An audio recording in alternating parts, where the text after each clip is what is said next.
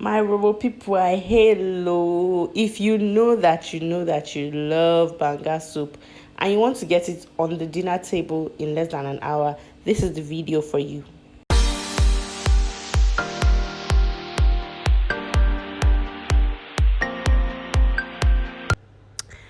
Hello guys, how you guys doing? I feel like I need to speak pidgin in this video to let you know how serious I am about my banga soup. Anyways, if you love banga and you want to make it in a very short time, this is the video for you. Like I said, if this is your first time on my channel, please hit that subscribe button. I like this video if you like what you see so far. So here I was just showing you what I use. This is the banga extract that I use, and I was trying to read the ingredients there. It's just palm nut fruit extract with salt and I guess some form of preservative or something. Anyway, that's what I use. And then every banga soup goes with seafood. Like, I don't know who else makes banga with like maybe beef or any other kind of protein. If you do, let me know in the comments below, but I always use catfish. So my catfish has been thoroughly cleaned with salt and hot water to remove all the slime. So you see the skin is not slimy at all, and that's how I like to clean my catfish, so that everything is clean and perfect. And then I'm going to be using some smoked catfish as well, because that gives it some extra flavor. Oh, let me also mention that for my smoked fish, I'm going to leave it whole like this. I'm not even taking the stick out. You see this stick here? I'm not taking it out. I'm going to leave it whole like this in the soup. I'm just going to wash this with hot water and leave it like that. So then I have some crayfish that I'm going to ground up, and then these smoked prawns I'm going to take off the head and grind with the crayfish, but I'll put these ones whole like this in the banga soup. We also have, for spice, yellow pepper and then 1 shallot, and this I'm going to blend together. This is Benetier. I don't even know if that's how it's pronounced, but this is an important component of any banga soup. Okay, you must use this. The other thing is this banga spices. I don't know what this comprises of, but I buy it in the market like this. They just call it banga spice. And then I'm going to be using some shrimp bouillon, and then I have some salt as well. And it's the banga stick. This is also used in making banga. I think this comes from palm nut tree, or no, maybe the Benetier. I don't know where this comes from, but this is essential in banga making. Okay, so we're going to go ahead now, and the first thing I'm going to do is to take this extract and put it in my pot with some water, and I'll show you all that. Okay.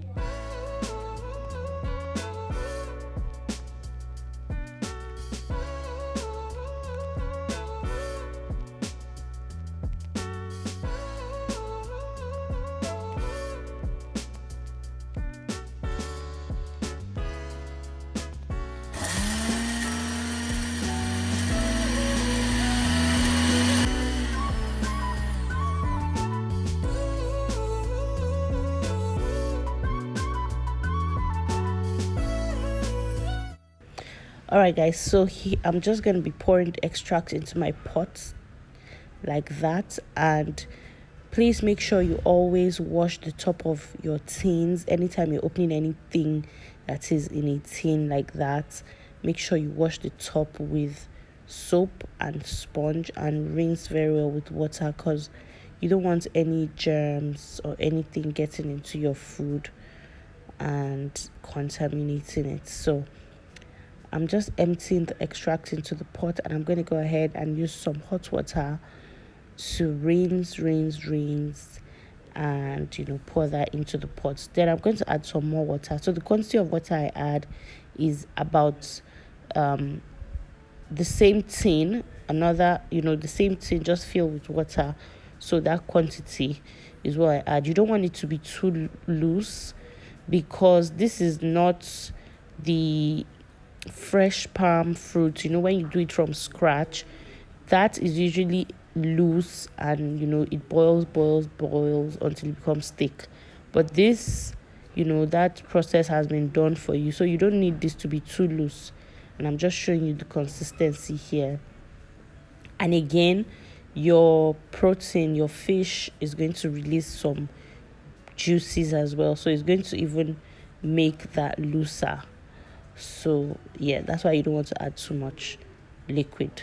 So now I've added my banga stick, and I'm going to let that boil for a few minutes before I go in with my pepper and onion or shallot blend. So that's what I go in with, and then I just let this boil for a bit before I put the next ingredient. After about 5 minutes, I'm gonna be going in with my smoked prawns. Now, these smoked prawns I've washed with hot water, and just rinsed it very well, and then put it in there, and then leave that to boil for a bit. And then I come in with my benetiete and the rest of my seasonings. Guys, if my voice sounds weird, I'm a little bit under the weather.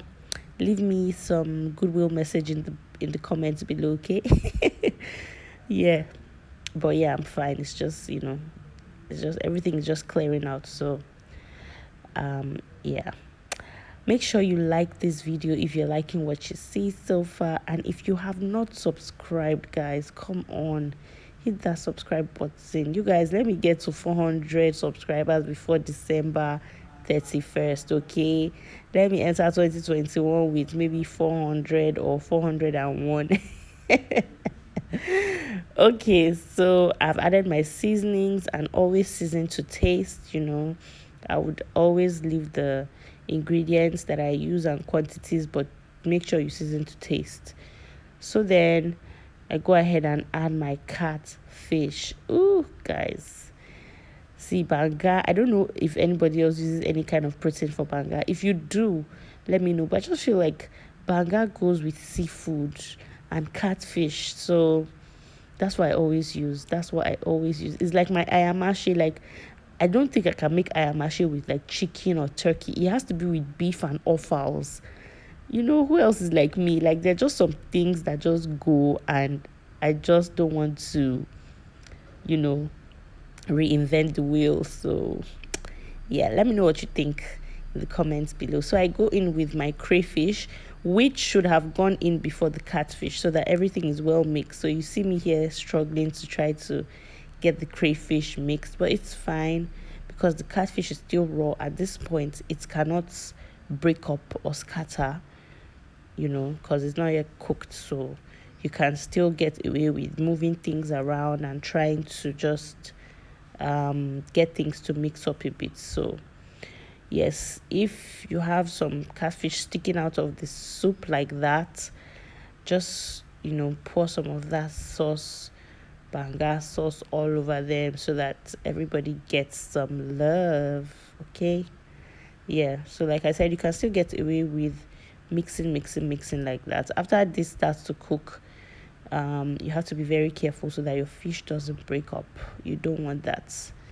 So yeah, we're about 15 minutes away from a delicious pot of banga. What do you like to have with your banga? My Delta people, I know it's starch. Now starch and banga, they go. But apart from starch, what else do you like? I like to have eba with my banga. I did a poll on my Instagram and asked between eba and pounded yam, and most people said pounded yam. So I'm going to be making some pounded yam tomorrow to have with this, as in original pounded yam, not poundo, not yam flour, no, pounded yam. Okay, so I just added my smoked fish, and that just needs about 5 minutes to release its flavor into the soup, and get a little bit softened. And this soup, hey god, at this point my house was there. My husband went out I was tasting for seasoning. Make sure you taste for seasoning.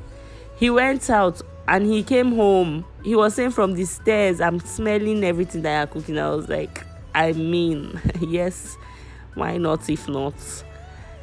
Anyway, guys, our banga soup is ready. That's it. See, this is the way I'm making banga soup. I've never made banga soup from scratch. The only time that I have done that or been, part of doing that is when I was still living in my father's house. My mother makes it from scratch, but I don't have a mortar. Although I know you don't really need a mortar to, pound your palm kernels when they're boiled to extract the palm oil, but ain't nobody got time, man. This was ready in about 45 minutes, with prep and everything. Cook time was about 30 minutes. So, and sincerely, to me, it's okay. I know my Delta people be like, hey, lie, I have to do it from scratch. All power to you, my lord. More grease to your elbow. But if you're like me and you love banga soup and you just want the easy way out, this is it. Anyway, this is it, guys. Soup is ready. Thank you guys so much for watching. Please like this video, leave a comment below, and subscribe to my channel if you haven't, and I'll see you guys in the next one. Bye.